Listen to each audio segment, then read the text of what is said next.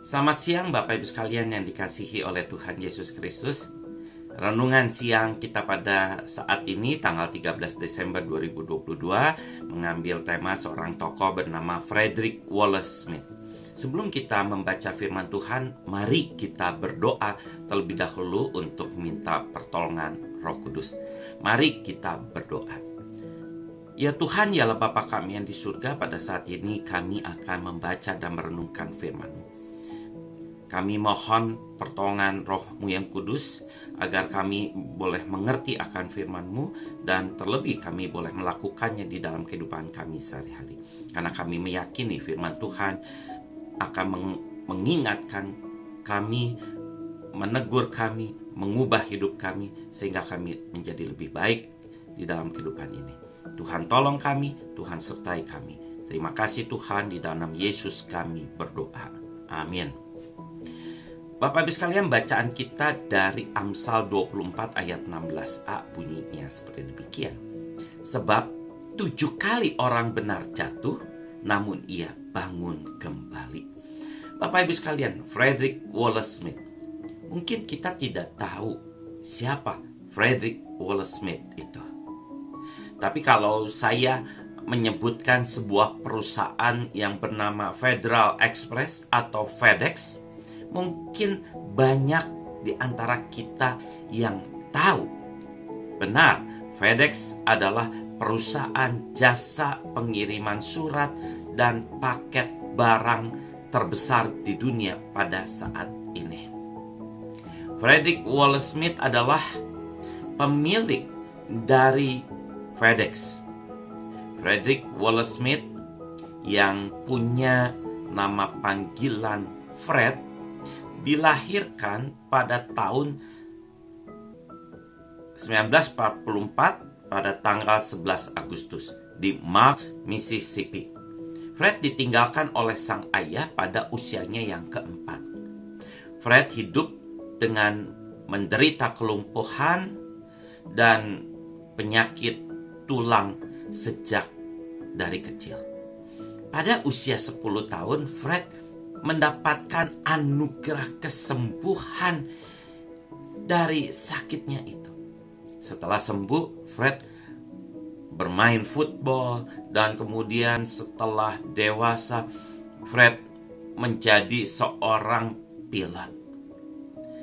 Kegemarannya menerbangkan pesawat dan profesinya sebagai seorang marinir yang mengurusi masalah pengadaan dan pengiriman logistik yang memunculkan ide bagi Fred untuk membangun bisnis pengiriman surat dan paket dengan menggunakan pesawat khusus untuk mengirim barang dan surat tersebut.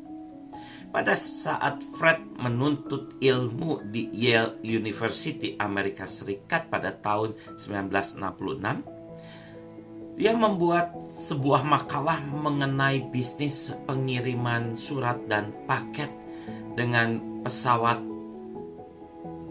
Dosennya mengatakan bahwa konsep Fred itu sangat menarik, tapi tidak masuk di akal.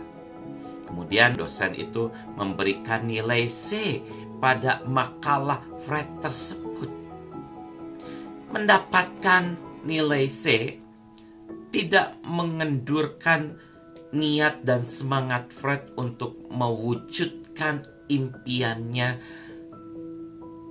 Fred dengan berani mengakuisisi sebuah perusahaan perawatan pesawat dan juga bisnis pesawat bekas pada tahun 1970. Selang setahun, Fred mewujudkan konsep bisnis pengiriman surat dan paket via pesawat terbang, khusus dengan mendirikan Federal Express atau yang disingkat FedEx.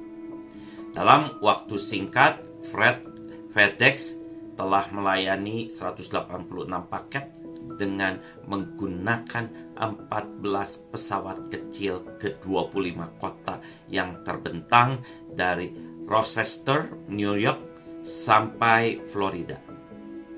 Bahkan FedEx mampu memberi jaminan pengiriman barang dalam waktu semalam saja.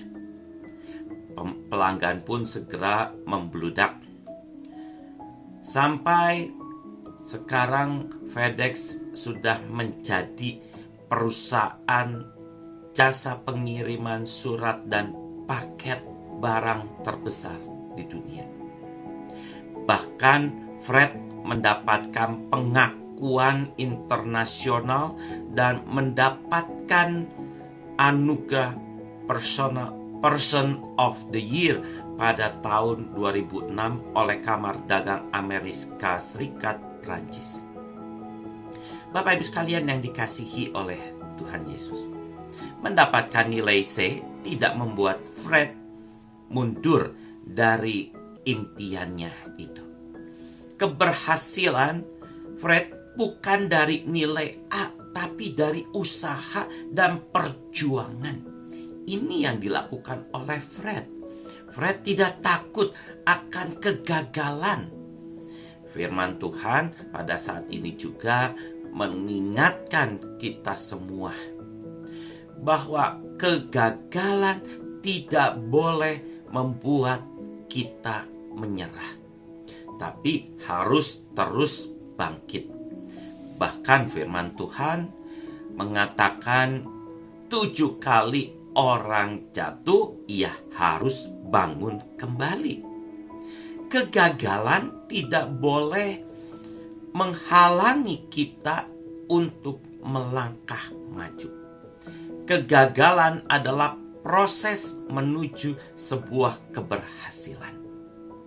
Sebab melalui kegagalan kita akan terus belajar untuk memperbaiki diri. Tetaplah semangat dalam menjalani kehidupan yang sulit ini. Bangkitlah ketika kita mengalami kegagalan atau keterpurukan. Belajar dari kegagalan dan jadilah seorang pemenang dalam hidup ini. Ini semua bisa kita lakukan ketika kita percaya bahwa Tuhan Yesus selalu menyertai kehidupan kita. Tuhan Yesus selalu membuka diri buat kita yang mau datang kepadanya. Tuhan Yesus memberkati kita semua. Amin.